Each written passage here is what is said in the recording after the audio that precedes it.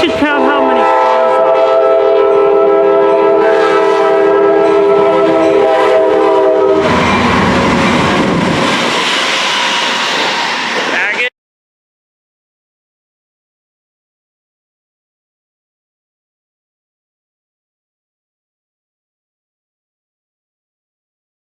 YouTube. Today we're at the Verde Canyon Railroad. Yeah. And we are going to be riding this railroad around noon. And here are the two engines pulling Verde Canyon 1510 and Verde Canyon. Oh god, I can't even... facing backwards, it's hard to get the number, but anyways, 1510 will be leading, and I'm gonna get some stills.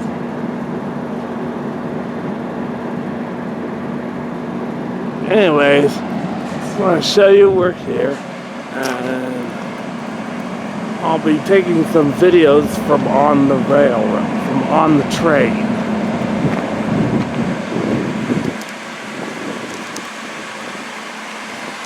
Anyways, these are old Santa Fe SP7s. You can hear the engine starting to warm up. This is a former Santa Fe line. It's been reconverted into a tourist train. Okay, so 1512 is the second.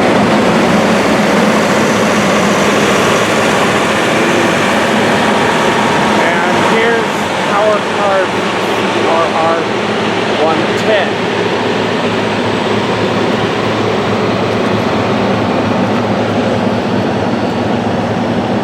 And here's the Scottsdale card,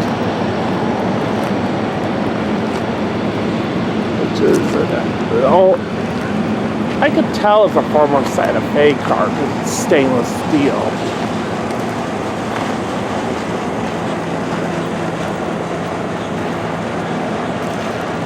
And here's the Prescott outdoor car. That's probably the one I'll probably be filming from for much of the trip, if it just gets too hot.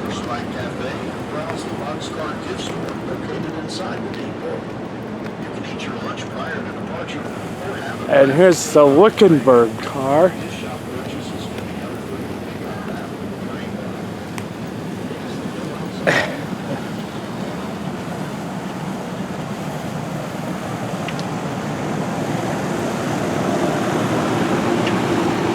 And ours truly, the Flagstaff car. So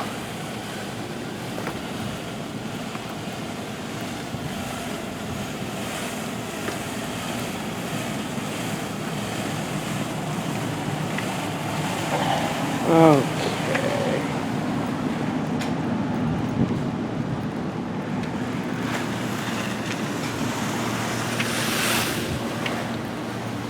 This Doozy Goot car, outdoor car, and I'm probably not going to walk the whole length of the train, but there's actually a caboose in back of this train. Yeah. So, just wanted to show you we're here. So that'll be all. I'm continuing my train length tour of the Verde Canyon. So here's the Toozy Goot car, open air car. And next up is Sycamore.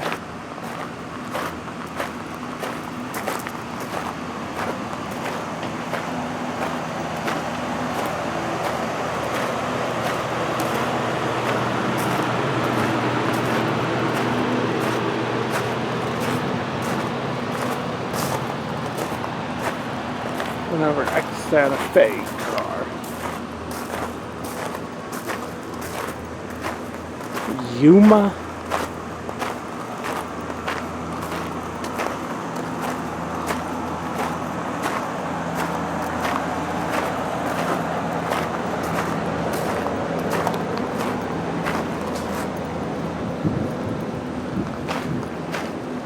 Here's the next open air viewing car, Mesa.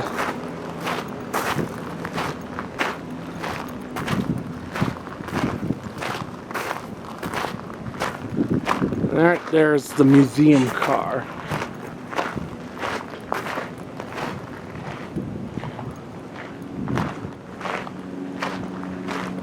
Cottonwood.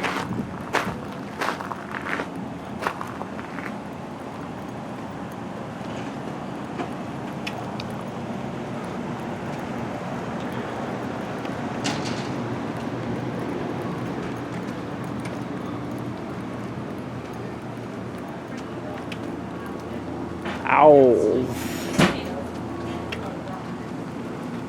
Tucson.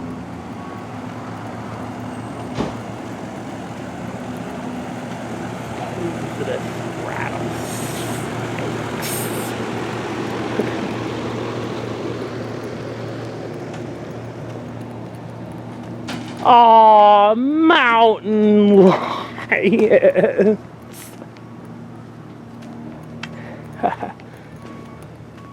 Okay, here's the Jerome car.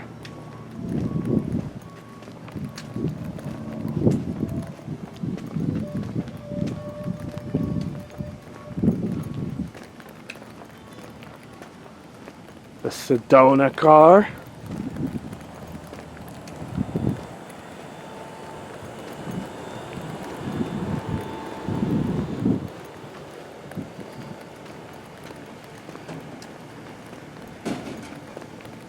The Phoenix car. They're all named after towns in Arizona.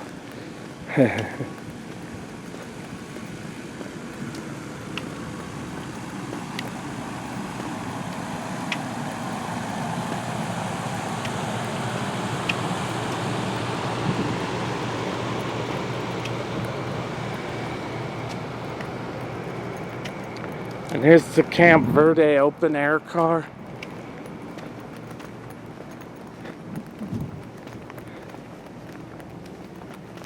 And the last car on the train, the Santa Fe Belle. And actually, it's technically not the last car on the train because there's a caboose.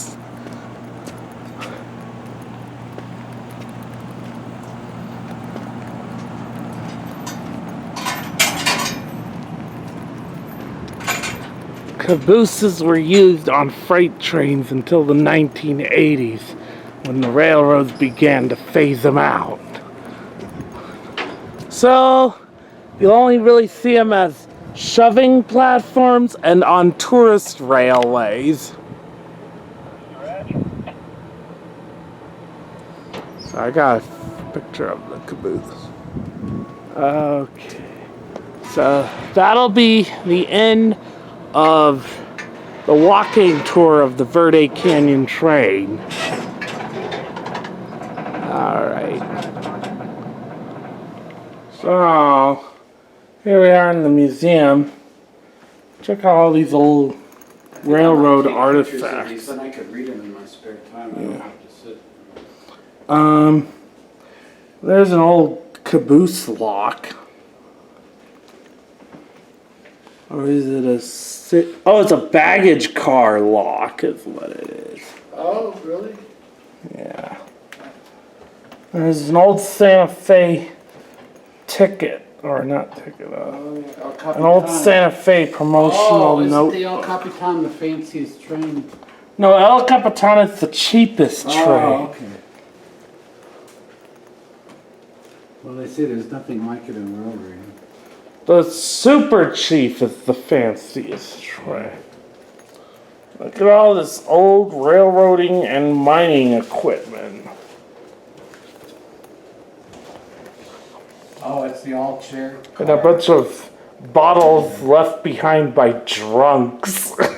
Oh, they advertise this in a weird way. They say it's the only train of its kind because it's the only all-chair car train because it doesn't have sleepers. They're trying to make it as a plus. So, looks like there's ruins in Verde Canyon we'll get to see. These LA every day Mm-hmm. instead of every other day at present. Huh. Mm-hmm.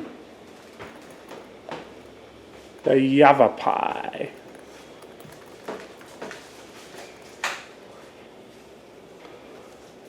Take a couple of pictures here.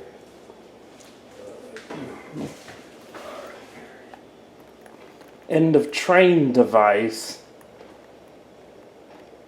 I'm gonna take pictures, then I can read them at home. This is the device that replaced the caboose on all the freight trains. What is it? The ETD's end of train device. Oh yeah. Oh yeah. The thing you put on the last car. Yeah. Huh. Here's some. Here's some oil and kerosene cans. And here's a bell. Ding! It's definitely not from Metro. It's not from Metrolink. Ding! Ding! It's not from Metrolink. Yeah.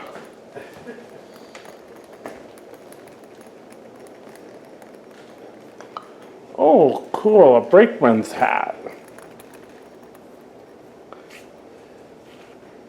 Oh, there was a lot of fish and bear, but the tribes have a taboo of eating them. The Yavapai and the Apache. So it's taboo to eat a bear? Yeah.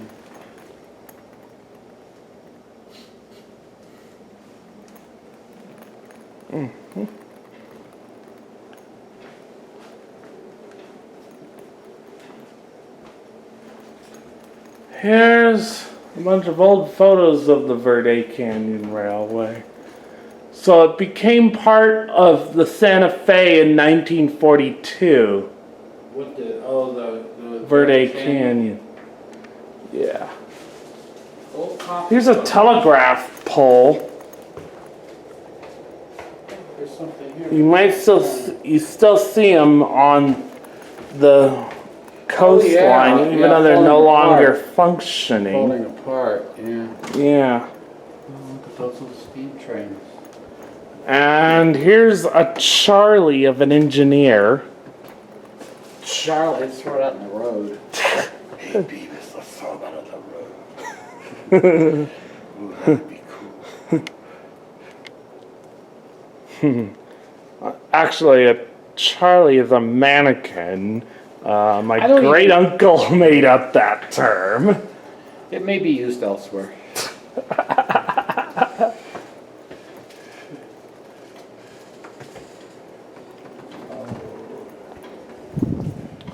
Oh, here's the smelter Oh, yeah. where they smelted copper.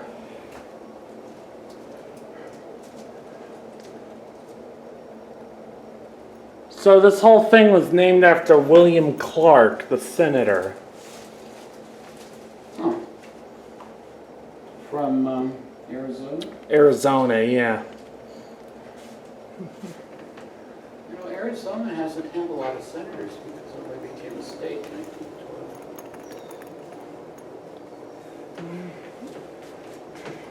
1912. So these are all like I'm copying each of them. Making pictures.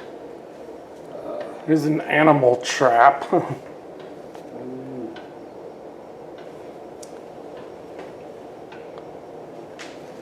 These are all old artifacts that have been found, spikes and abrasion plate. Oh, look at the old steam train, Southern Pacific.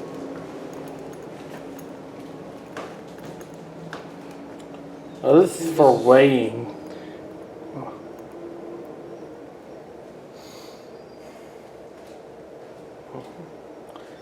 Anyways, Jason, is this the big boy? Doesn't say. no, that's a Santa Fe engine. Oh, Southern Pacific. Oh, okay. It does say. It's certainly a big one.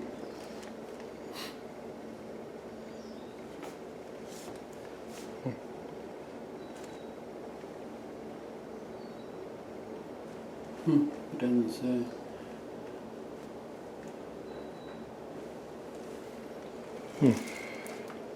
I don't think that's as big as the. They've had freight service running here as recently as the 80s. Huh. I think they still do have some freight run through here. Right.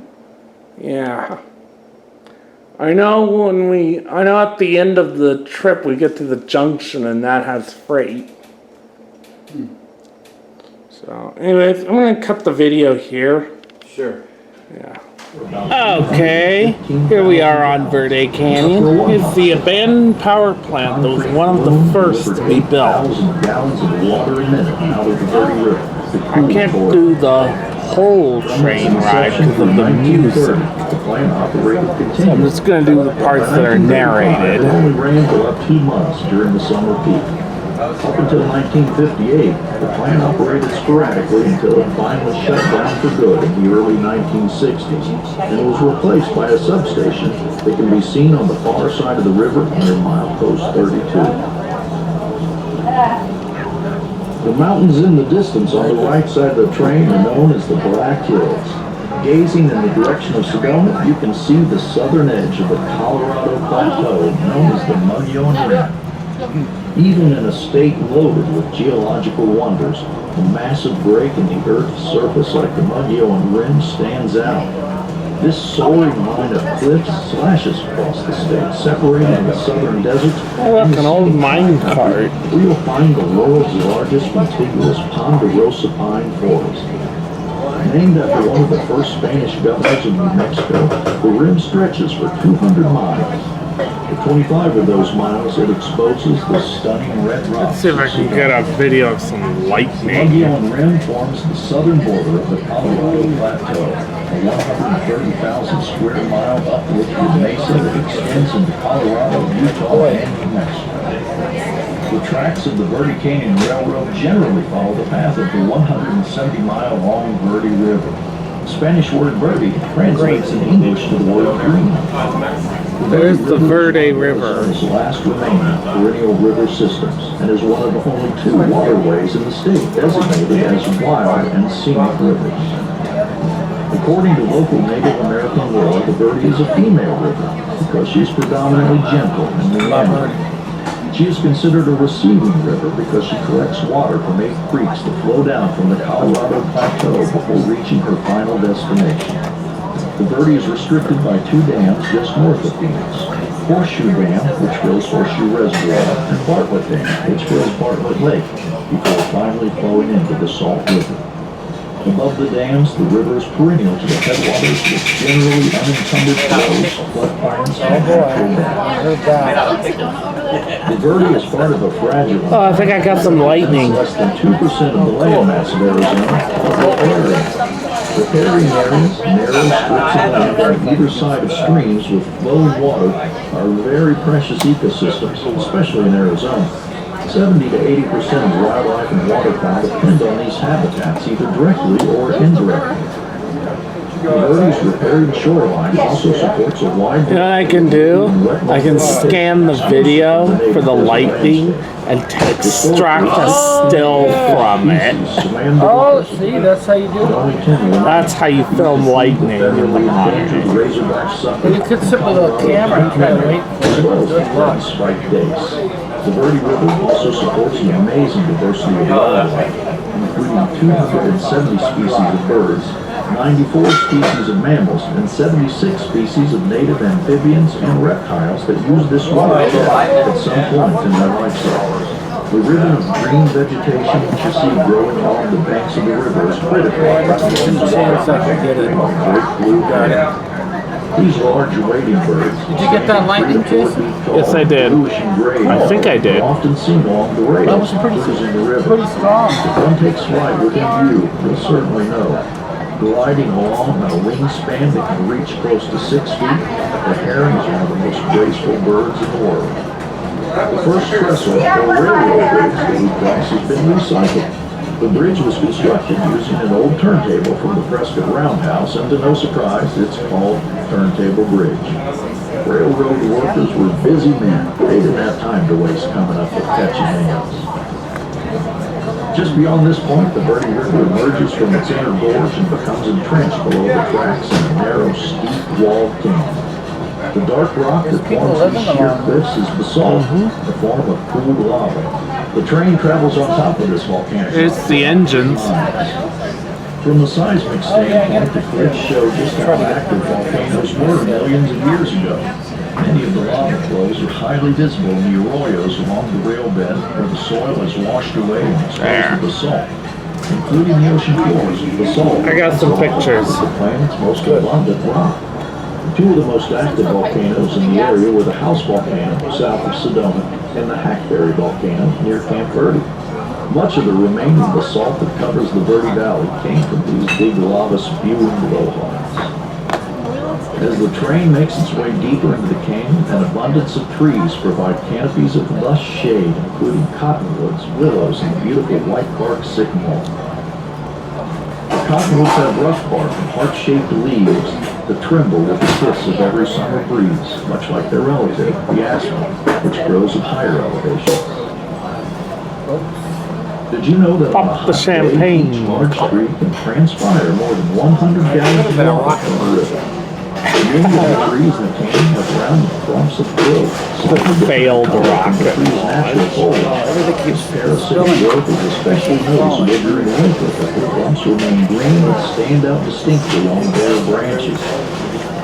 You may also feel a sudden urge to pucker up and smooch that special someone in your life. Those leafy clusters are mistletoe, a symbol of romance and a familiar decoration at Christmas. The Verde Canyon also has an abundance of cactus and wildflowers. On higher ground around the tracks, you can see a tall stick-like ocotillo and prickly pear cactus from which jellies, hand creams, and our world-famous margaritas are made. Native Americans use the short-statured banana yucca, also prevalent in the canyon, for food, soap, and rope, which was braided for sandals and baskets. All of these indigenous plants have sharp thorns or points and survive with very little water. One thing about it, Okay, we are about to enter SOB Canyon. What is the name of it? As in, son of a you-know-what.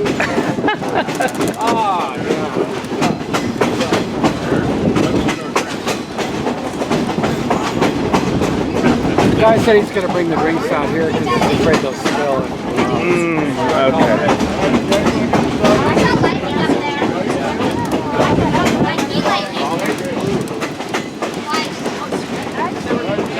Get it out of the bridge, get it out on the right rail. This side? Right side. Yeah. Can't see it, you know, you gotta have feet on or gotta be sitting.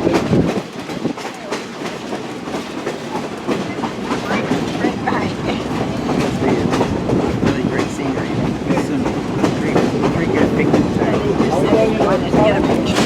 We're going over a bridge. Oh, bridge. Oh, yeah. Alright guys, this is that dirt berm. So you're gonna watch your cameras up. 45-degree angle to the right. As soon as the berm drops away, you'll have the train on the bridge. Alright everybody, have your cameras up. 45-degree angle to the right. I look like camera. Oops. I'll do it. I'm taking a video. Here we go. There you go. Get ready. There you go. Yeah, the train on the bridge. Cool. That one. Train on the bridge.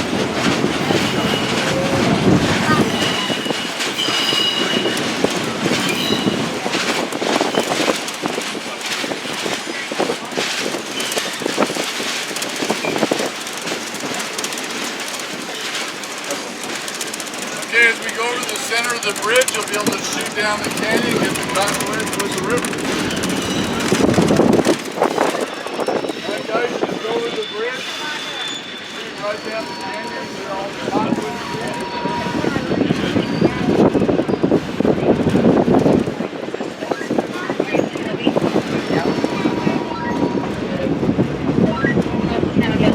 Those are interesting Guys like plants. Arizona, Flora, check out these beautiful ocotillo trees on both sides. With all the water we've had, now they're bright emerald green. Here comes the caboose coming up behind us. guys like Arizona flora, check out these Ocotillo trees. Arcatillo.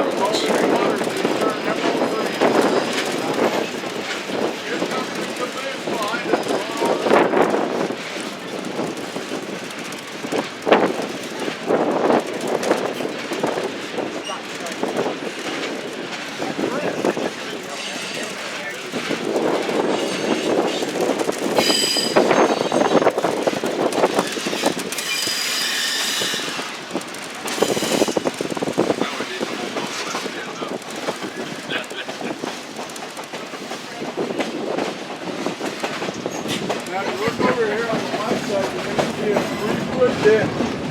Right here with a big berm in front of it. This is all flash flood protection for the railroad tracks. We get these downpours, the water runs off that hill and comes across onto the track. So that protects the track. You're going to see a spot coming up though where the water broke through the berm. The good news was though, it did its job, the track was just fine. Alright guys, you'll see this berm over here on the left. There's a 3-foot ditch behind it. This is all for flash flood protection of traffic. The water comes over Allergy. big cloudburst. This keeps it away from the track. Look up here, you're going to see a spot up here It's the where engine. actually the water broke through it. Oh, yeah. Came through. The good news was only a little bit broke through. The tracks were all good. So good. Now, this part of Arizona, if you guys came here for geology, you came to the right place. This whole area was underwater for tens of millions of years. We were at the bottom of the ocean. During that time, that's where all this sedimentary rock was formed. All that organic and inorganic material fell into the water, floated all the way to the bottom, made layer after layer of sea bottom. Created All these fossils. layers are Thank behind you. here. Oh, All the fantastic. Okay, let me cut my video here. You should have hold on to your camera. Yeah. Oh my God, there's cheese. Cheese, yeah. They give you a whole meal with your Bloody Mary. And again, guys, stay hydrated while you're out here. There's water bottles in this Coca-Cola container on each end of the boat, right? So feel free to grab one. Right, look straight down, right here. Look at that Oh, water. there's the lava. Look straight down. There it is. There's the lava bed. Look straight down. That is what's underneath all that hydrogen.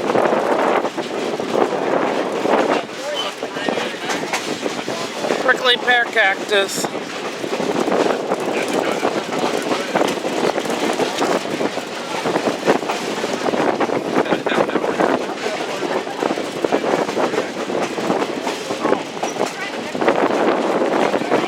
They made from arachis.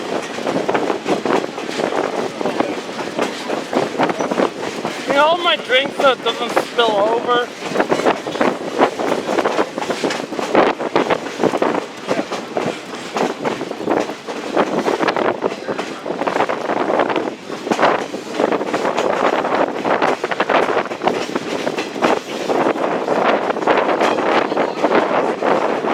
There's some white prickly pears there.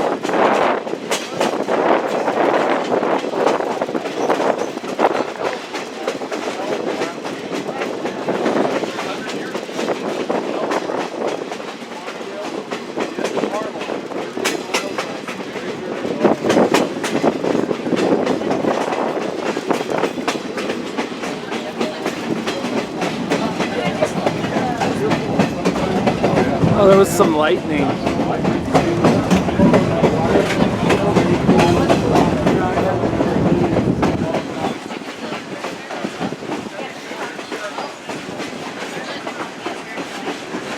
Right, guys, coming up on the left side, from here on out, entire group, you're going to start to see off and on what look like telephone poles.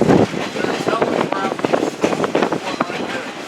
It's over 100 An old years ago, they built a telegraph. telegraph line. Our entire 38 miles from our Clarkdale start to where the depot is, right there, going 38 miles up, where our line connects to the Sometimes the poles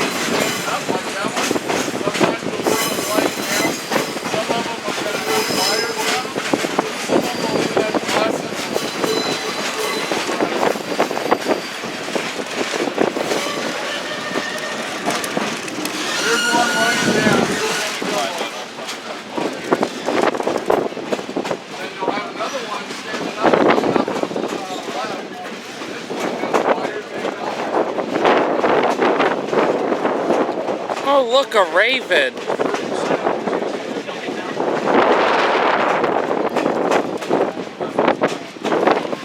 there's another telegraph pole. So There's some lightning, but I missed it. I'm gonna try to keep an eye out for lightning. I got one lightning bolt. alright guys, coming up at the bottom of the canyon on the right side. Mark forward as you can. Green scaffolding is going to be sitting next to it, right down by the river on the far side of the bottom. This is the U.S. Geological Survey. Look down where those orange weight balls are. These are the sliders. You can see it right here. Look at the height of the scaffolding. 93, we have 101. Water is at the top of the scaffolding. 60.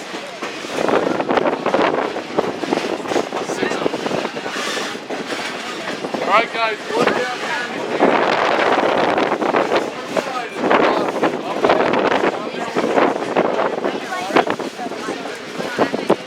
Oh yeah.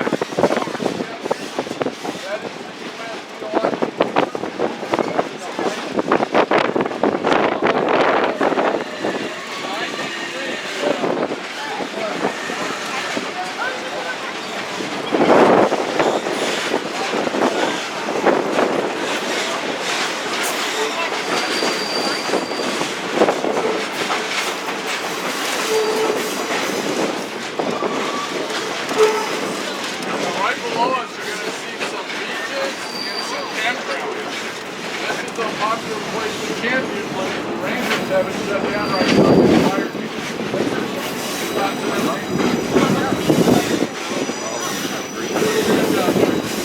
Last year in the monsoon, we had a much heavier condition. The water here was dead and dead. And it washed all this. Go to 52 National Highway, 11 more roads, and it comes out all the way. Wrap all the way around. There's the gate, man. You guys will see these beaches and campgrounds down here. This is normally a pretty popular place to come out and camp. The rangers have to shut down right now this winter. But you can bring an ATV or head off the vehicle, you get back here. Last year we had more rain than we had this year. This was all in the water. That trail all the way across the canyon. Yeah, no, it's gonna be sticker in it.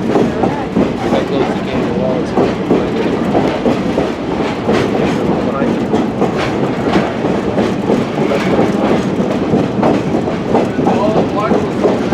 Came up and opened up. Nice looking project. Look at the rock.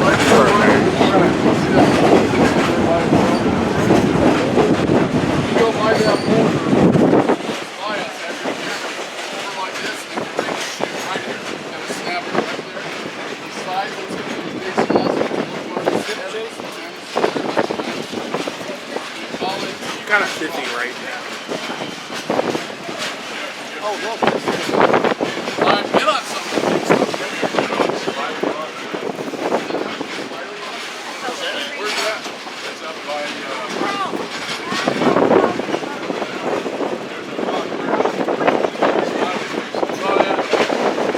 So if you guys look across, see the boulder directly across from us, to the right of the railroad track? You go by that boulder, let your camera travel your light, right here like this. The side they'll end up facing the train is going to look like this in profile the head of a Tyrannosaurus Rex dinosaur. We call this T-Rex rock.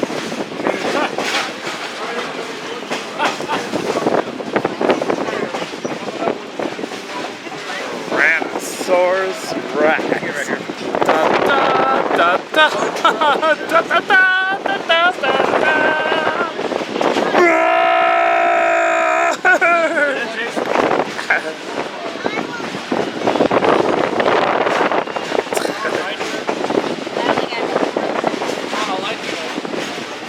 Oh, I may have recorded that one actually.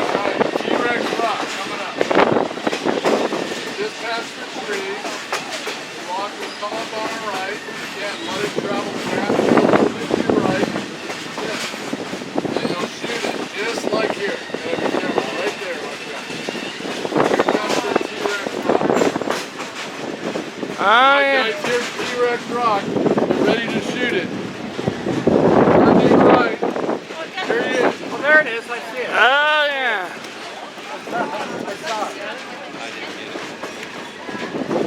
Da, da, da, da, da, da, da, da, da, da, da, da,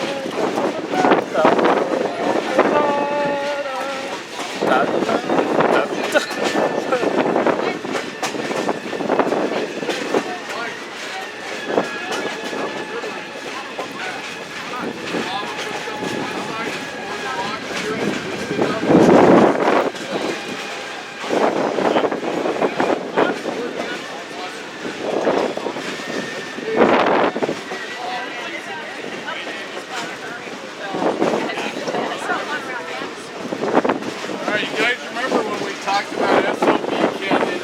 You got more from all that seismic energy from the lava being pushed up that ridge required horizontally. Same thing here, but this was vertical pressure. So that ridge on our right and where the river is were the same height. What happened, the lava pushed the one side up, the other side fell. Sheared the rock off, that side went up, this side collapsed. As we go down it, look for two caves in the face of the cliff on the far side. Those caves are lava tubes. That's where the lava found a weak spot and blew out the side. I wonder if you can explore them. They're really hard to get up to. The shale is not, Yeah. isn't very forgiving. It's hard to find.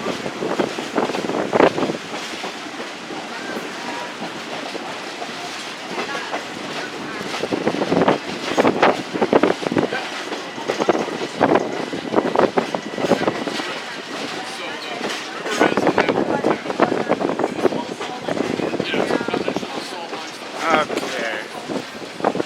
My arm's getting tired. If you climb Mount Fuji, there's shale there. You can trip on it and fall. That's what And die.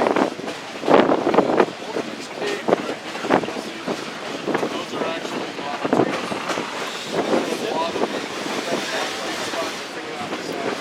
One. Okay, here's the two caves. Two lava tubes. Alright guys, if you look up here, this is the lava tube right there. The lava tube.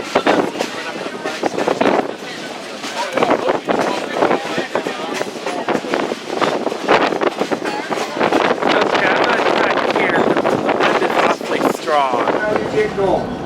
So the gold tooth mine is an absolute failure. It's called the gold tooth mine because they found enough gold to make one gold tooth out of it. The second home, a little bit lower down towards the river, we may see a little old lady waving at us. That's Grandma Gloria.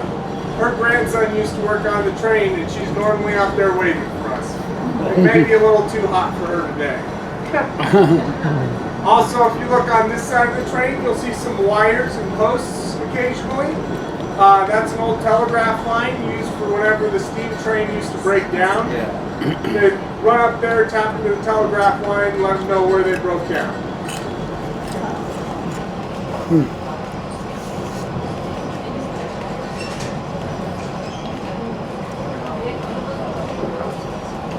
So the railroad track was built 1911 to 1912. The Spaniards reported the location on a map and eventually returned to Mexico City, noted down with mineral specimens. Unfortunately, Espejo was denied permission to return to the area. It wasn't until 1720 that the mine was reactivated. Again, it was the Spanish who worked the diggings for a number of years before hostile Indians drove them away. In 1853, over 130 years later, an American prospector stumbled on the gold deposit and old Spanish tools, but he too was driven off by Indians. Once more, 20 years later, prospectors located the mine with discarded Spanish relics and plenty of ore before Indians chased them away. When those same prospectors returned to Sycamore Canyon a few years later, they were unable to locate the mine. The Indians had concealed it forever. As the train passes the confluence of Sycamore Creek and the Verde River, it enters the stunning Verde River Canyon. At this point, the canyon walls appear to be as tall as Black Mountain, but this is an optical illusion. Black Mountain is at least 700 to 800 feet higher, rising 6,500 feet above sea level. The tallest cliffs in the canyon rise to no more than 4,800 feet. As we pass milepost 29, the beautiful Sycamore Canyon wilderness area is fully lighted on the left side of the train.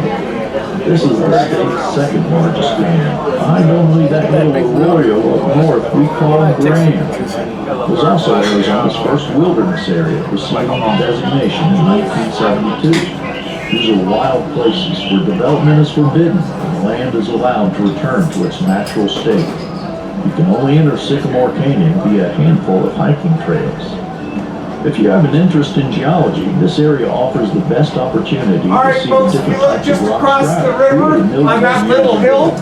As we go around the turn, about halfway up that hill, we're going to see a great rock outcropping.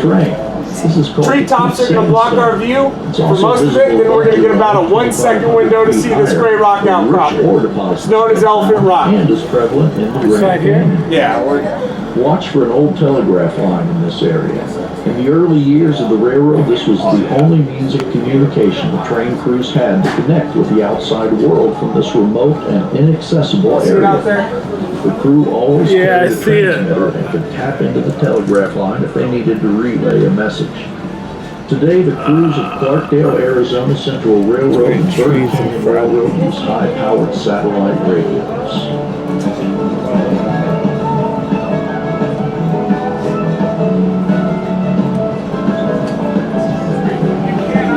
This time of year, you can only see it in the winter, but it's a good It may not story. look like much now, but this homestead tells a remarkable story of human history in the Verde Canyon. Starting in 1908, 9 children and 6 grandchildren were raised here with no running water, no electricity, no phone service, only outdoor toilets, and no road until the 1950s. Rosendo Alvarez, born in 1873, came from Spain. He immigrated by boat to Mexico, where he met young Julia Mejia, who was only 14 years old. The story is told that her angry father chased them off. The couple settled in El Paso for a short time before moving to Clifton, Arizona, where Rosendo worked in the mines.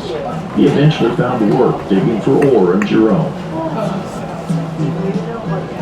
When the copper mine experienced a slowdown, Rosendo started looking for a new opportunity. He came across an abandoned homestead camp. The 60.5 acres along the Verde River had been settled by another family in 1904, but they decided the area was too rugged and moved on.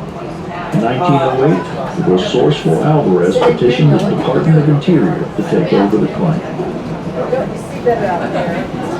2 sons were born in Jerome before the Alvarez family moved to the Verde River Range. Great, The rest of the kids both were in and out, all born on going this back and lonely forth. property. Yeah, it's how much heat can you take in was there? looking through her Do you want parents' to sit door to comfortable watch her chair? mother squat in the corner and Do you deliver all have her any own questions about babies. anything? Cut the umbilical cord. No, I think you've answered them Julia all. had 9 children over a period of 18 I'll think of some, no doubt about it. The entire Do you have family any questions participated about in anything farming else? You get much snow here in the winter? which were irrigated from an underground So stream that mountain until that Rosendo Jerome's tapped on, that water gets a good directly amount from the of Verde River. snow. Down here, The not Alvarez so raised cattle, pigs, And if it sheep, does, it doesn't chickens, really turkeys, stink. and The last horses. one, yeah. They It can fished the stink, river but and ate just watercress that grew along not the very banks. frequently, maybe once every 5 Before the years. train tracks were completed in 1912, you go- this runs all Alvarez year, would use train? mules and wagons to carry You run this goods train to and year from round? Clarkdale. Yep. Once the train ran, it Seasons would cost dictate the how family busy we 25 are. Of course. cents Spring and each fall, to 7 ride days the a And week. train how, to town. oh yeah. Right now, we're about 3 or 4. Some errands meant bringing large loads of flour and sugar back to the ranch. Just let me Very know. good ride. Rosendo Yeah, we've been started on a the number of process, rides but his this children last remembered month. that it was his wife Oh, that really? brought it to good Last use. couple weeks, actually. During Prohibition, A lot of train she rides. This is used really to make cool. We're moonshine. doing that. Yeah. It wasn't exactly a That'd be secret fun. We went on the operation, Durango. but We the saw law the never had much of a big boy chance coming to in stop it. Denver. And, Federal agents were on We're their gonna way take for pictures of the raid. Grand Canyon train. We did that last year, actually. From the train conductor, I haven't Howard heard Bonus. good things about the Grand Canyon. I have heard great things about Rosendo Colorado. died of pneumonia in Oh, yeah. 1925. That all and the children Alaska's would Grand continue to Canyon's make good the too, rough riding it's, trip to the ranch as long goes as Julia from, was alive. Williams She to the died South in Rim, on the South 1964, Rim. and one of their sons, It's a Domingo standard train. Alvarez, continued to work the land And of course, until he what's cool died is the in destination too, which is the 1997. Grand Canyon. Some Today, people the stay old up the river homestead and is take the part of train Prescott back. National Yeah. Forest. But this is really cool. You don't have to see. Okay, here's Turtle So Rock. serves as a great little timer for us. It lets us know we are 5 minutes away from going through our tunnel. This tunnel is 730 feet long. It's curved, so when you're standing on the outdoor car It's dark. in the center, you can't see the entrance or the exit. And it's pitch black for about 10 seconds out here. It takes a total of 60 seconds to go through the tunnel. It's a very unique experience. I've done it on. So I guess there's no point to film it. No, I don't think so. You could film going into it. Okay, we're about to Well enter inside the when riding tunnel. on the open air viewing cars. If you'd like to take photographs, stand on the left side of the viewing car as we enter the tunnel, and to the right of the train as we exit. The tunnel, completed in 1912, was blasted through solid limestone and is only supported by timbers for 38 feet on the north end and 127 feet on the south end. The contract to drill the tunnel was made with a Swedish firm, and a talented crew of 25 Swedes completed the project in just 6 months. Imagine the back-breaking job it would have been to lay down this rail line between 1911 and 1912. Everything had to be done by So the hand. military There was no service power to build a equipment of railroad. any kind. It took over 750 men and 200 mules to excavate, level, and lay down this track. The workers had to endure all kinds of weather, cook on campfires, and sleep on the ground. Crews blasted I got the through boulders horn. with a lot of DuPont black powder, which was a dangerous job. The rest of the time, they slowly chipped away, painting walls with hand tools.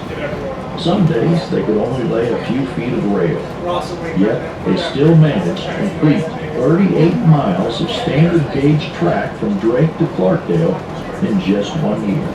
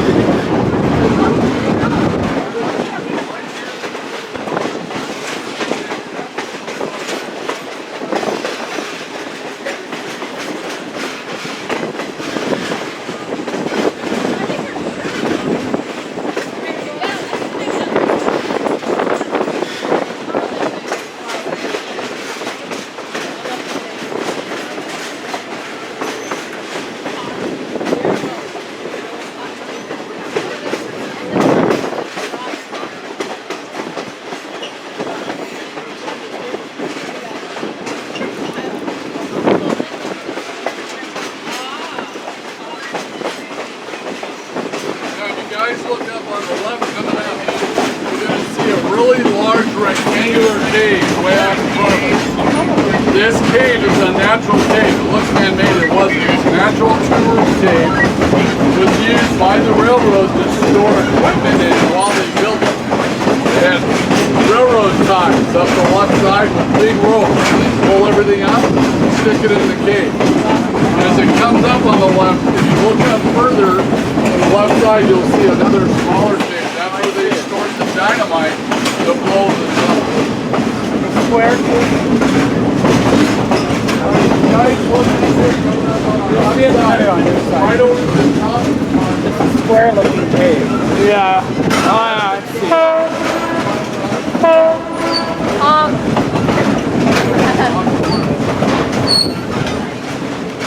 Right up here, this cage.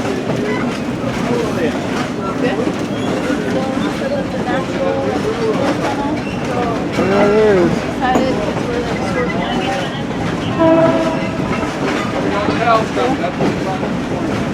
Cows. Moo!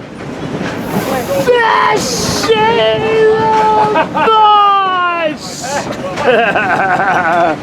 So there's the big rectangular cage. And up here on up higher, that's what's happening. Right there. Here's the cow. Alright guys, get on the track. Fishing the bush! Moo! I call this Big Bird Totem Pole. I had an 8-year-old boy to see it, grabbed his mom's shirt and said, oh look, there's Big Bird. It'll come right up here on the left, and as it goes by, look back at it after we pass it. I think I missed that one. There it is, right there. There's the Big Bird Totem Pole. I see a cave up ahead.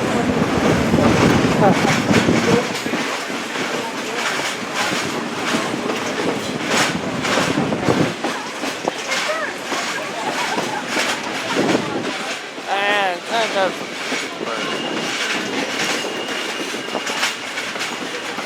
Alright guys, did you have your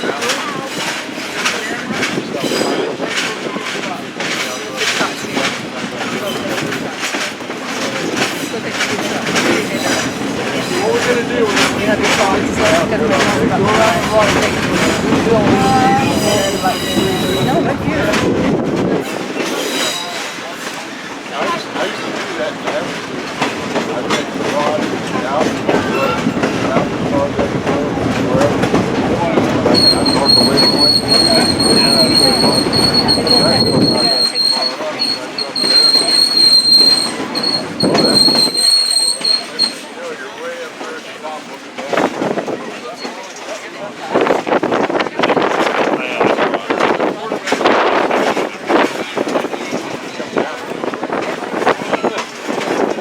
Okay, I think I'm gonna cut here. Just about a half a second ago there was lightning there, so maybe we'll see some more.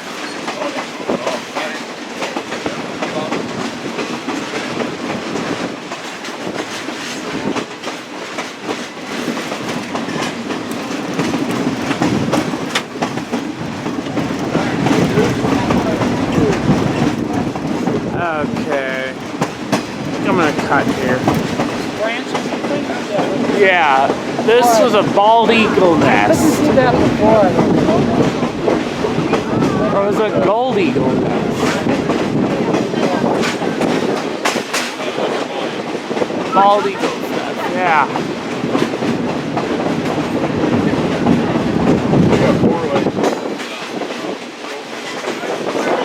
Alright, there's the bridge, guys. So get your shot and get back inside. Alright, here's the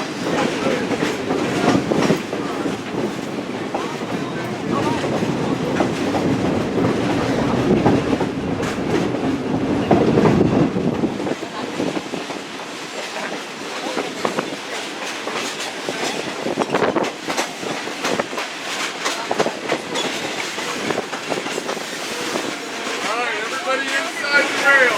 Here comes the bridge. Everybody inside the rail. Alright, everybody inside the rail. One thing to lose your phone, but to lose your Alright, now if you look over here on the left side, at the end of that bridge right there, there's the 7-room cage. Oh wow, look.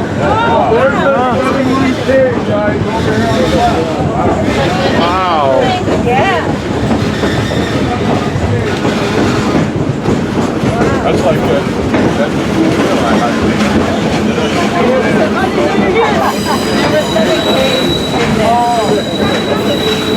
saw how we got through the steel bridge, right?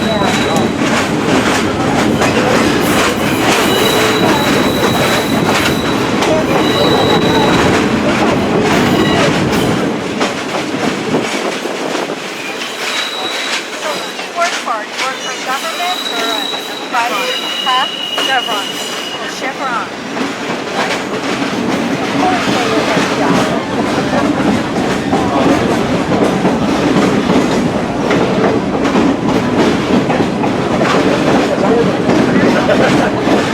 You guys are going to see another side rail come up on the right. This will be the side rail that you bring the engines down. The switch for it will be on the left. No pneumatics, no electrics for that switch. Hayden, our conductor, is going to jump off the engine, run over, grab the bars, hold the bar. Rails come over, the engines come onto our rail. Push it back, they back up. You don't press it,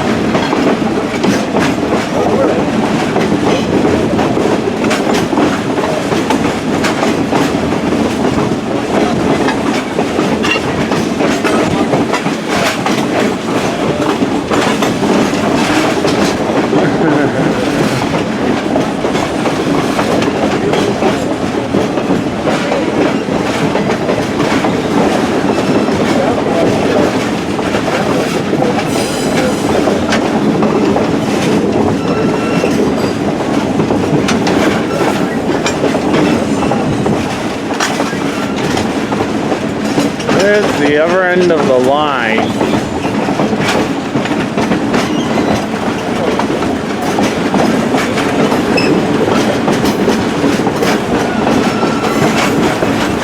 Oh, it's right here. I thought it was on the other side.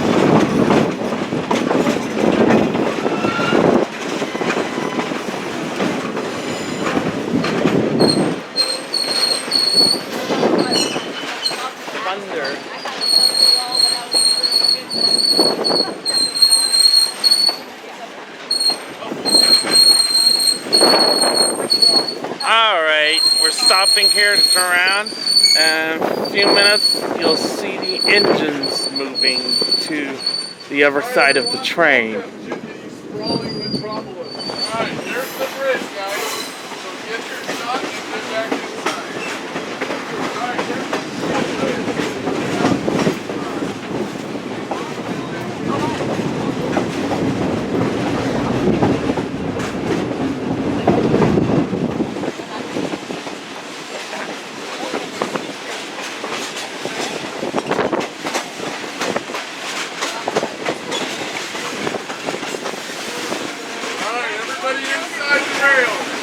The bridge. Everybody inside the rail. Alright, everybody inside the rail. We'll take the loser.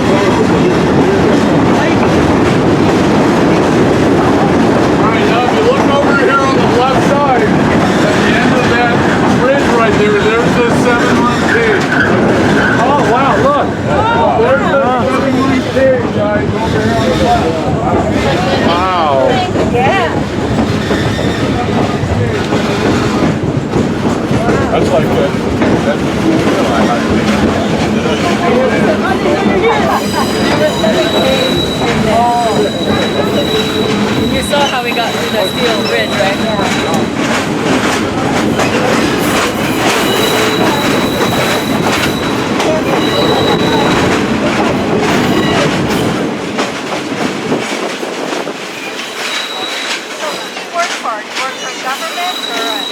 5-year path? Chevron. Chevron.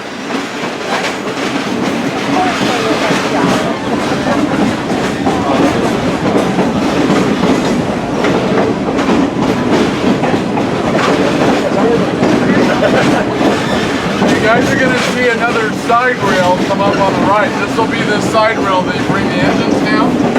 The switch for it will be on the left. No pneumatics, no electrics for that switch. Aiden, our conductor, is going to jump off the engine, run over, grab the bar, pulls the bar. Rails come over, engines come onto our rail, pushes it back, they back up. Don't press it.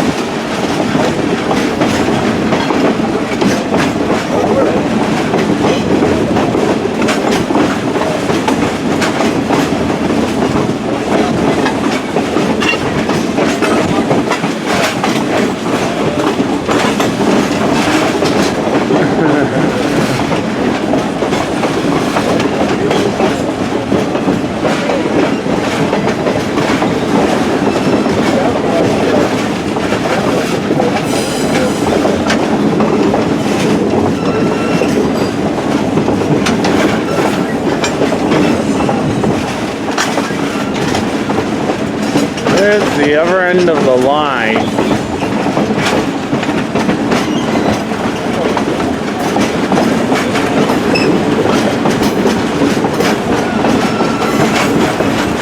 Oh, it's right here. I thought it was on the other side.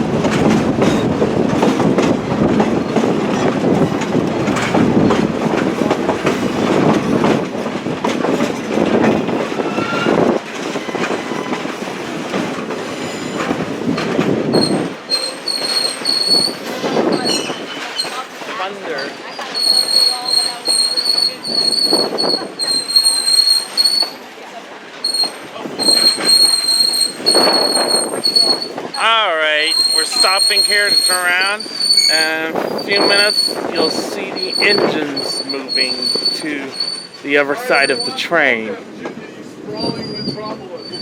This is Perkinsville, an old abandoned ghost town. One, when you guys in the next minute, there will be a very, very loud noise. When they disconnect the engines, they disconnect those brake lines. When they do, it's a big rush of air. So you're going to hear that. Don't let it frighten you. It's going to happen in the next 2 minutes. Second announcement is when they bring the engines by on the side rail behind me, I will stop wherever I am in the story so we can focus on those engines. Okay? So let's get started. We're going back to 1899. All right? In 1899, the Perkins family are very successful cattle ranchers, but they are in Texas, West Texas. The Texas legislature changes land use law and allows ranches to get much closer together. They do not care for them. So they get a hold of the Baker family in the Arizona Territory who own a lot of property. Lightning. Get ready for thunder.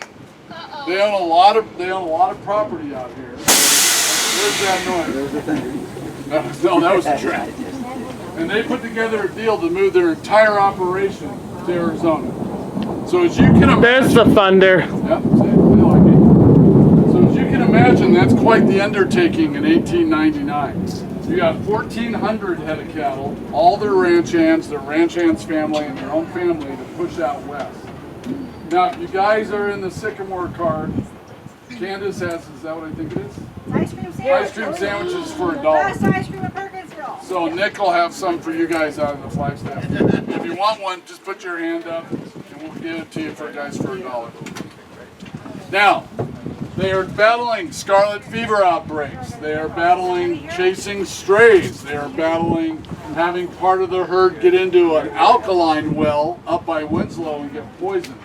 But the toughest thing that happens is a rider, a messenger, rides out to them and tells them that he has a telegram from the Baker family. When they open it, all it says is, deal's off. Oh, jeez. This is after they've traveled over 1,000 miles. Oh gosh. They got to back up 100 miles to where they can get feed for the cattle, food and water, and a telegraph office. So they spend the next several months in a telegraph office putting the deal back together. Even after they get it back together, they have to wait because they had a bunch of calves were born and they had to wait for them to grow enough to make the rest of the trip. But finally, in November of 1900, they established right on the other side of the Verde River, right there, one of the largest cattle ranches in the Arizona Territory. It's well over 35 by 20 miles. Wow. Cool thing, they're still there. There's about 11 Perkins family members that still operated as a cattle ranch, and it's still going on today. Now, parallel story that began about 10 years before the Perkins family came. A very wealthy entrepreneur from the state of Pennsylvania named William Clark made a fortune in copper mining in Montana. He took that wealth, brought it here, purchased the original mine and the original smelter at the top of the hill up in Jerome, right above where you guys got on the train today. With that, he brings resources they've never had before, including geologists. One day his lead geologist comes to him, he's very excited. He says, Mr. Clark, I have very, very great news, but sir, I've also got some bad news. Well, give me that good news first, Mr. Clark says. And he says, well, sir, we just discovered the largest copper vein yet. He goes, well, that's fantastic. What could the bad news be? It's right underneath your smelter. So now he's got to tear down a smelter, stop production. He needs one 3 times bigger, won't fit up on the hill, procures land at the bottom of the hill. He designs himself what is considered one of the first master planned communities in Arizona because he's got to hire thousands of people to come work the new operation, and he names it after himself. And that's where Clarkdale came from. Now the guys forecasting the amount of ore he's going to produce come to him and say, moving this with wagons isn't going to work. If there's some way we could get to Drake, Arizona, 38 miles northwest of us, we could get on to the Santa Fe Burlington Northern and move the copper on the rail line and get paid a lot faster. But we'd have to go through this really difficult canyon. Well, not a problem. Clark is loaded. He gets a hold of the Santa Fe Railroad. He hires the exact same guys that built America's railroads. And in 1 year, they built this entire rail line in 1911. Not a lot of power tools in 1911, just pneumatic drills. So it's pretty impressive. I'm going to hold there. We're going to have the engines coming. Let's talk about these guys. Get ready to give these guys a big hoop and holler. These are 2 of only 12 remaining FP7 engines operating in North America. Built by General Motors Electromotive Division in 1953 for the Alaska Railroad. Look at the size of the snowplow on this thing. Our engineer is Jason, our conductor is Hayden. They are both from Kansas City, Missouri. Give them a big round of applause. Thanks, guys.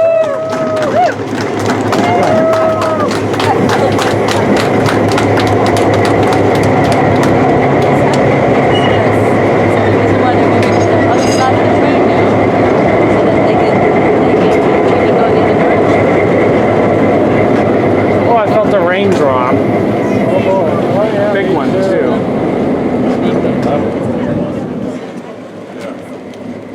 So, I'll come back to the end because we're going to talk more about them in a moment. So, I'm gonna go into the shelter because I don't want 1911, and that wet. includes the tunnel. The tunnel by itself took 6 months to build. To build it, he hired the best explosive engineers and technicians. Yeah, it's raining. They were from Sweden. He brought these guys all the way from Sweden. Here comes the rain. He brought these guys all the way from Sweden out here. That tunnel is totally naturally blown, just rock, except the final 35 feet on this end has timber reinforcement. The rest of it's exactly the same today as they finished it in 1912. Pretty amazing. Now, to go to Drake, though, he's got to go right through the Perkins cattle ranch, right? So he comes to Perkins County, he says, I want to make a mutually beneficial financial situation. So think back to 1915 or so. What kind of engines are they running? Steam engines. If you have fluid or you have full, what else do you need to run a steam engine? Water. What's right over there where all the trees are? The Verde River. Who has the water rights?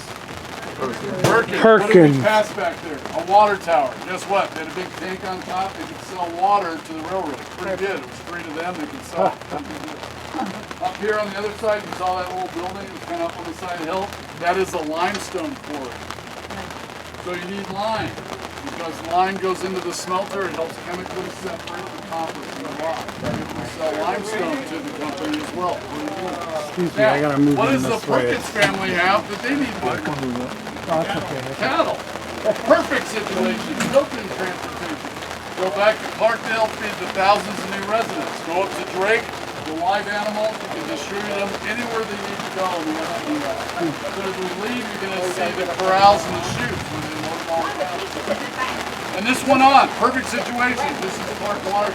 But then in 1925, tragedy strikes. Mr. Clark passes away.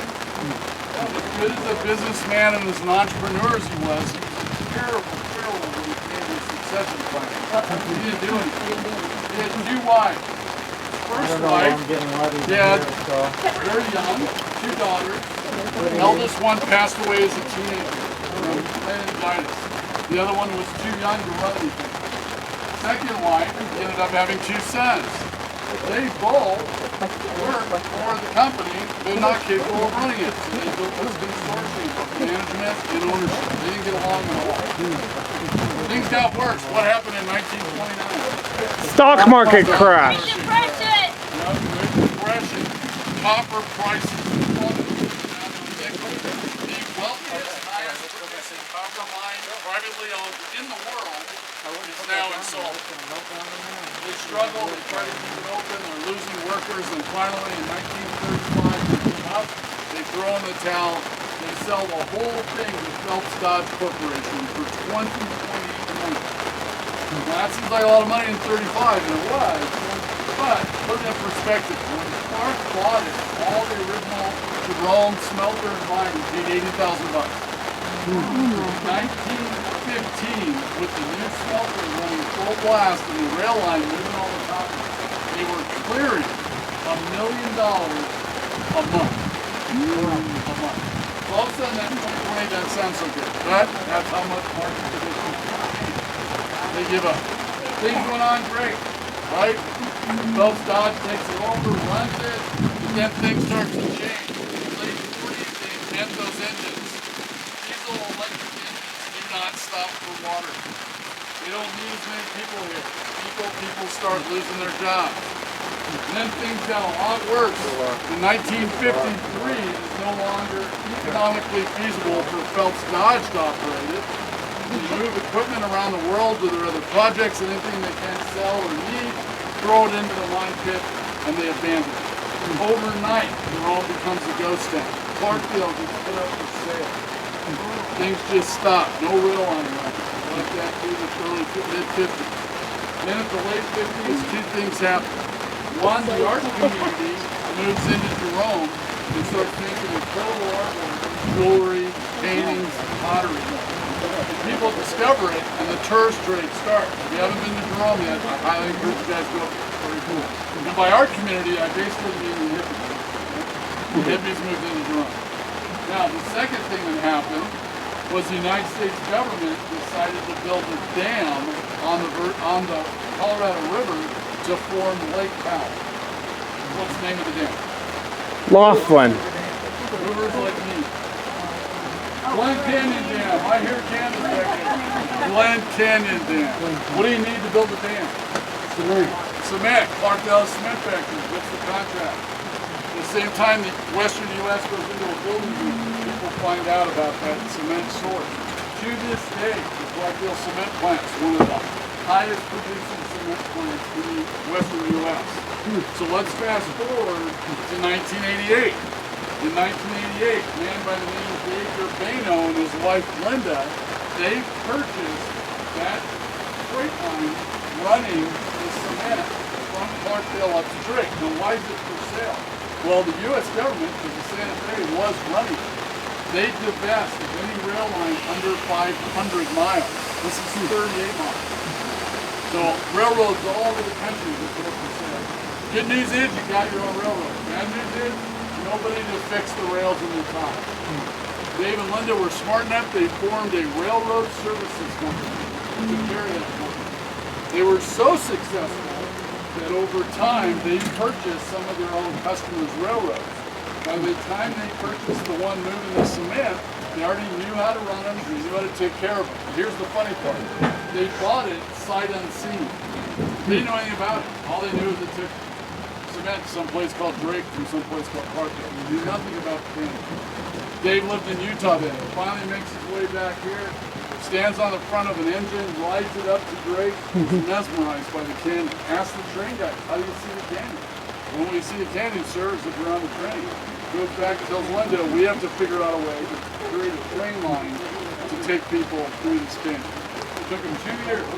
In November of 1990, he launched the Verde Canyon Railroad, which are on today, and last year we did our 3 millionth customer.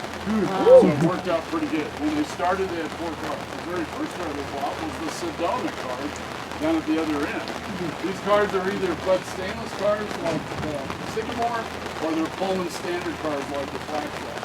The Bud Stainless cars were built in 1938. The Pullman Standard cars were built in 1946. The Stainless cars ran on the El Capitan line. These guys ran up and down the eastern seaboard. We found them all over the place, and now we can run as many as 19 cars. Now, you guys notice when the engines went by, see that bald eagle on it? That's not just because we have bald eagles here, it's also because Dave and Linda financially support raptor rescue and rehab. So they found Liberty Wildlife in Scottsdale when they moved here, and they had a relationship with them where they helped fund them. And if you look on our calendar, you'll see raptors on the patio days. They'll bring birds up from the sanctuary, and you guys can see them on the patio. The other thing we do is we have a tremendous social team that puts together theme events. So some of our theme events, Valentine's Week, we do a chocolate lovers train. We did a big wine tasting event in May. Coming in October, if you're a beer drinker, we do our salute to Oktoberfest. It is called Ales on Rails. So we do a big tasting on the patio. We also do night training from May through September. We do about 9 or 10 night trainings. We leave at 5:30, we get back about 9:20. Spectacular way to see the full moon or the new moon.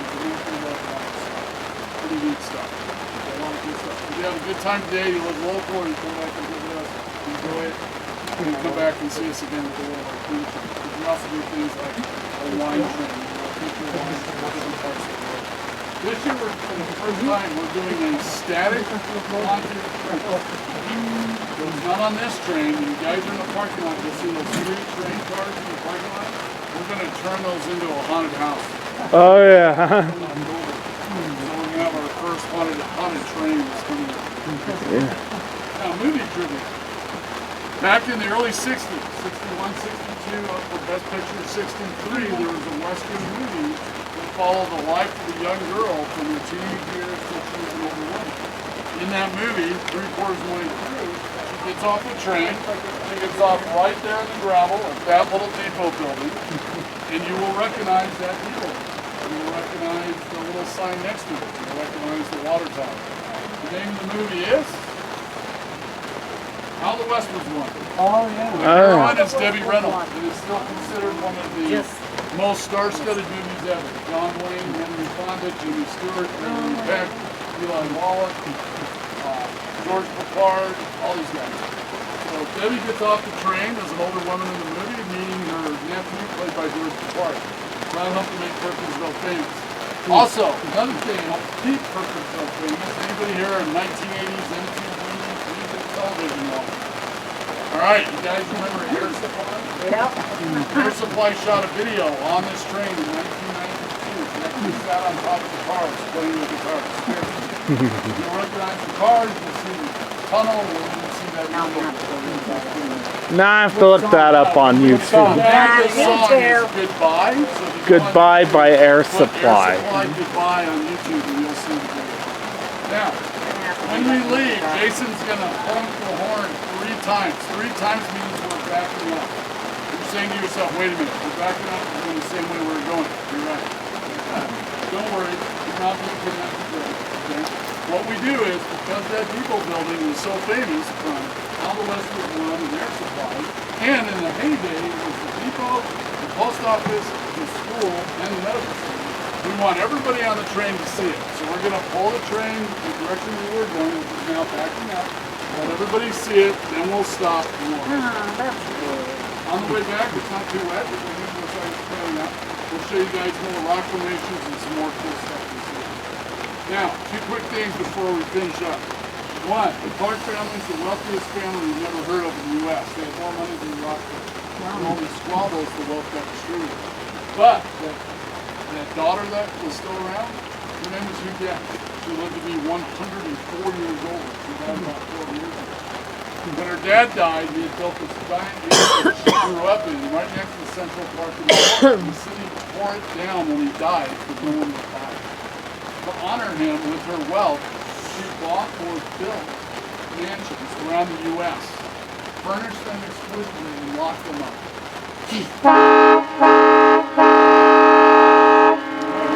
No one ever lived in them. So in each car on that bar top, you'll see a book. I'll track you down the past. Our owner, Elizabeth Baines, wrote that book. It came out earlier this spring. It chronicles more about the Clark family, this area, the trains, the guys who barely touched the tip of that history. Michigan, take a look at that book. Last thing, anybody here ever been to Vegas? Yeah. What county is Vegas in? Clark County. Clark County is named after the same way in Clark, whose rail line you're on today. His younger brother talks him building a line all the way from Salt Lake City to Atlanta. He had to buy a big chunk of it down in Edmond to put the depot in, refresh the train, let people get on, stay in hotels, a place where people can buy houses.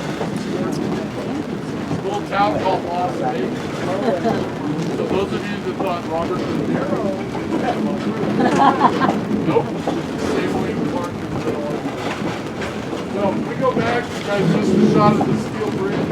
Down this left side, go down that bridge, you're going to have about a 4-second window. When the train starts to turn left, the camera up, the shot of the train that's on that bridge. I don't want my camera to get wet. I'm also going to turn up the narration on the way back. Yeah, aren't you the lady I saved your hair? Also, I just saw you here on the way back. We're going that fast? Huh? We're going that Yeah. fast? Yeah, right off of Thank you guys for your attention. We'll see you on the trip back.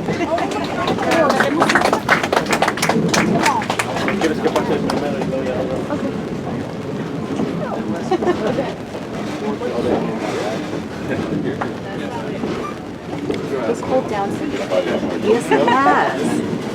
Mines he owned in Montana. It's on that side. The San Pedro, Los Angeles, and Salt Lake Railroad was completed in January 1905. I don't want my camera to get Clark wet. had previously purchased nearly 2,000 acres of ranch land in the southern Nevada Valley. And in May of 1905, Moo. Moo.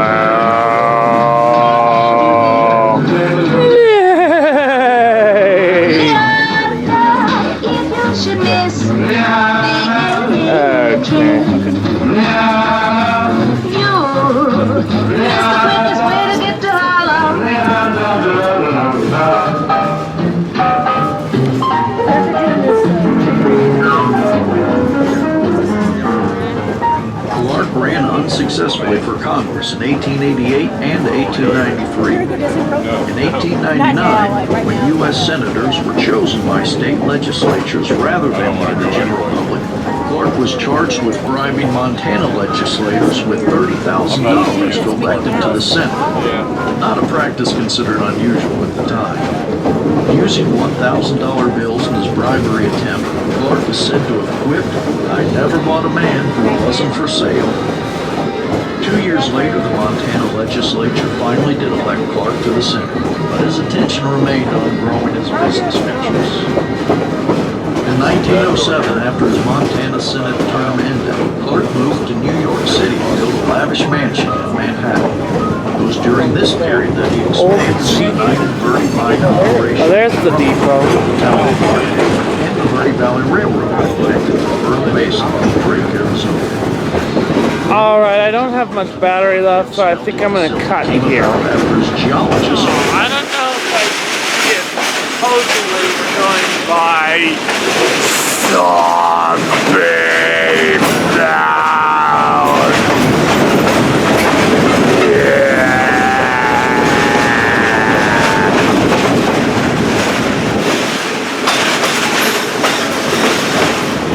I may have missed it already.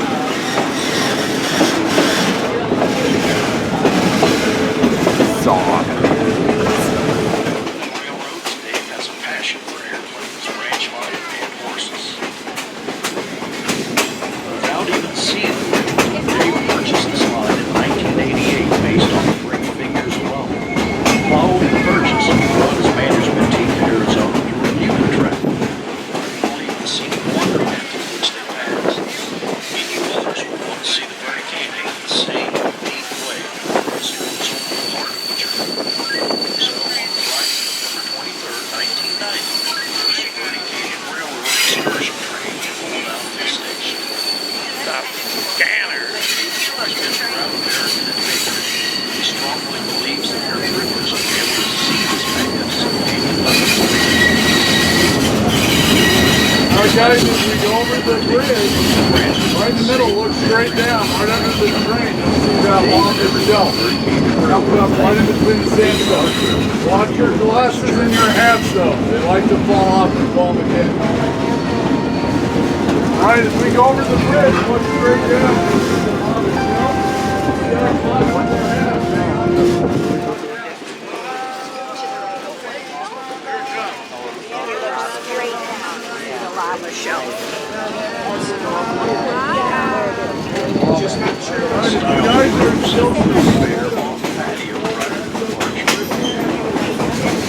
December through March, passengers are often privileged to see the interaction of many raptors and migrating waterfowl that play in the banks of the Verde Railroad.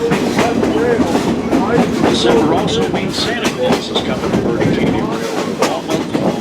The magical Christmas journey begins with the depot grounds draped in a galaxy of twinkling lights and bustle with holiday spirit, elves, laughter, and food. Miniature village of enchanted kids, and solo reading a story from Princess and Olivia. The train travels through the magical tunnels, which is even more dazzling than you might imagine. That's when the big man himself, Santa Claus, boards the train with a return to him. Brings every child, shares gifts, and makes sure Christmas dreams are kept alive at least one more year.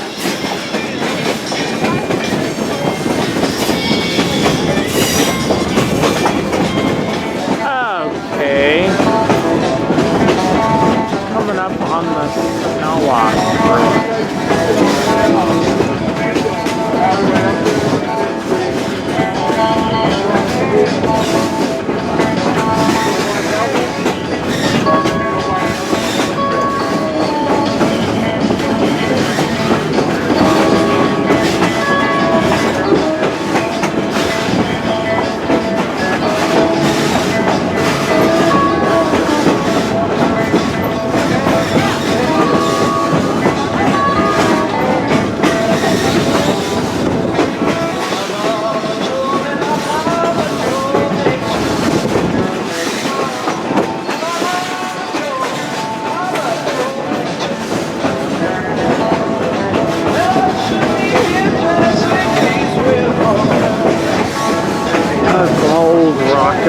hills.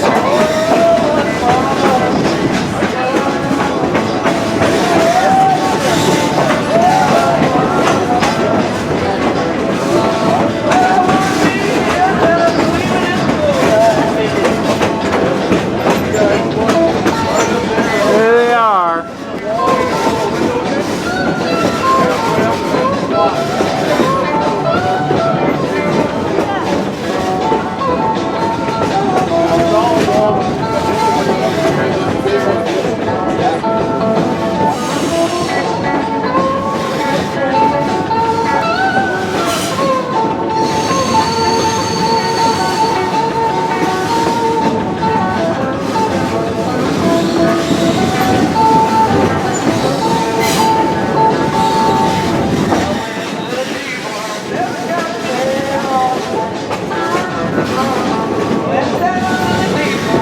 Okay, I'm gonna cut it here, and that'll be the end of the day.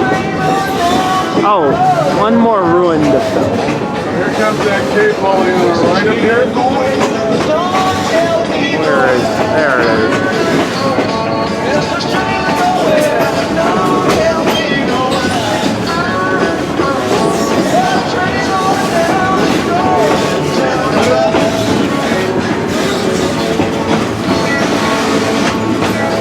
Okay, I think that'll end the video. Okay, just one last video here. There is the waste pile from the copper mine.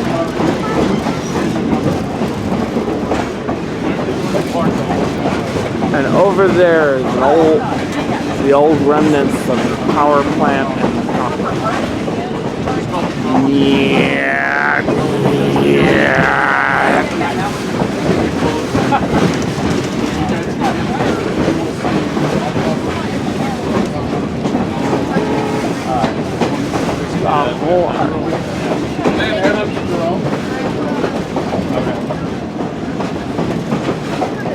So, do they still send freight through? They what? Freight. Yeah, we still run a freight line. Yeah. Yeah, we take the cement from the Clarkdale cement factory up Yeah, to you Drake. told us. The days you don't want the passenger? No, it's same days. They just leave at 3:30 in the morning and they're back about an hour before we Do it in the middle of the night. Yeah. They do it when we're not ready.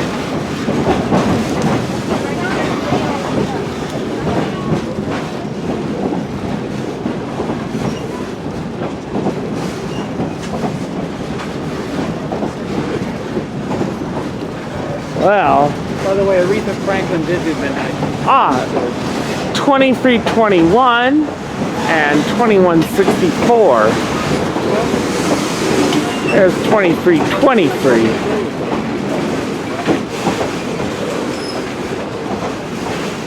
Those are the freight locomotives on the Arizona Railroad.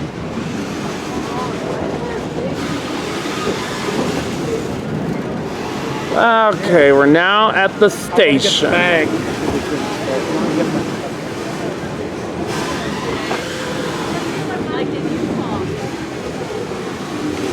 Here is where I'll truly end the video.